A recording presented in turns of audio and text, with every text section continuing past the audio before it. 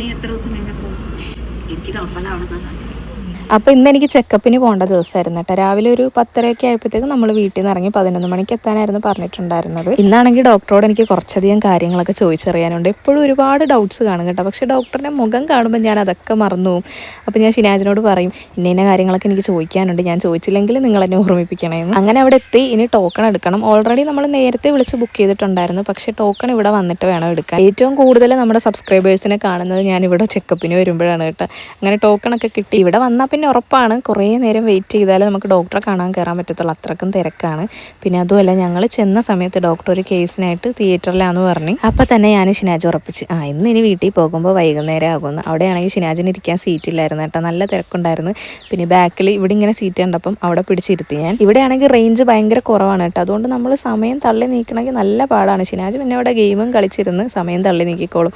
എനിക്ക് എന്തെങ്കിലും എഡിറ്റിംഗ് ഒക്കെ ഉണ്ടെങ്കിൽ അത് അവിടെ ഇരുന്ന് ചെയ്യും. അങ്ങനെ 11 മണിക്ക് എത്തിയ നമ്മൾ അകത്ത് കയറിയപ്പോഴത്തേക്കും ഏകദേശം 12:30 ആയിട്ടുണ്ടായിരുന്നു. ഞാൻ പോലും അറിഞ്ഞില്ല ഷിനാജ് ഇരുന്ന് ഡോക്ടറിൻ്റെ എൻ്റെയും വീഡിയോ ഒന്നും എടുത്തത്. എനിക്ക് ചാനലുണ്ടെന്ന്, ഞാൻ യൂട്യൂബറാണ്, ഞാൻ പറയാതെ തന്നെ ഇവർക്കൊക്കെ അറിയാം കേട്ടോ. പക്ഷെ എന്നാലും എനിക്കൊരു മടിയാണ് വീഡിയോ എടുത്തോട്ടെ എന്നൊക്കെ ചോദിക്കാൻ വേണ്ടിയിട്ട്. ഇനിയിപ്പോൾ ഇൻഷാ അല്ലാഹ് ഉടനെ തന്നെ എൻ്റെ 7ാം മാസത്തിലെ പരിപാടി വരുന്നുണ്ട്. അപ്പോൾ എനിക്ക് വീട്ടിലേക്ക് പോകാൻ വേണ്ടിയിട്ട് ട്രാവൽ ചെയ്യാൻ പറ്റുമെന്നും അങ്ങനെ കുറച്ചധികം കാര്യങ്ങളൊക്കെ ചോദിക്കാനുണ്ടായിരുന്നു. അതൊക്കെ ചോദിച്ചറിഞ്ഞു. ഡോക്ടറെ കണ്ട് ഇറങ്ങിയപ്പോൾ തന്നെ മനസ്സിനൊരു സമാധാനമായിരുന്നു കേട്ടോ. ഗുളിയൊക്കെ വാങ്ങാനുണ്ടായിരുന്നു. അതിന് വേണ്ടി ഷിനാജ് ഫാർമസിയുടെ അവിടെ വെയിറ്റിംഗ് ആണ്. അപ്പോൾ ഞാൻ ലേബർ റൂമിൻ്റെ അങ്ങോട്ട് വായിട്ട് നോക്കി നിൽക്കുമായിരുന്നു. അയ്യോ, ഇത് കാണുമ്പോൾ തന്നെ എനിക്ക് പേടി വരുവാണ് ഗൈസ്. പ്രഗ്നൻ്റ് ആയപ്പോൾ തന്നെ എൻ്റെ മനസ്സിലുണ്ടായിരുന്ന ഒരേ ഒരു കാര്യം, നല്ല ഫ്രണ്ട്ലി ആയിട്ടുള്ള ഡോക്ടറെ തന്നെ എനിക്ക് കിട്ടണമെന്നാണ്. കാരണം നമുക്ക് എന്തും ചോദിക്കാൻ പറ്റുന്ന ഒരാൾ, അങ്ങനത്തെ ഡോക്ടർ തന്നെയാണ് കേട്ടോ എനിക്ക് കിട്ടിയത്. അങ്ങനെ അവിടെ നിന്ന് ഇറങ്ങിയിട്ട് നമ്മൾ ഫുഡൊക്കെ കഴിച്ചിട്ട് പിന്നെ നേരെ വീട്ടിലേക്കാണ് പോയത്.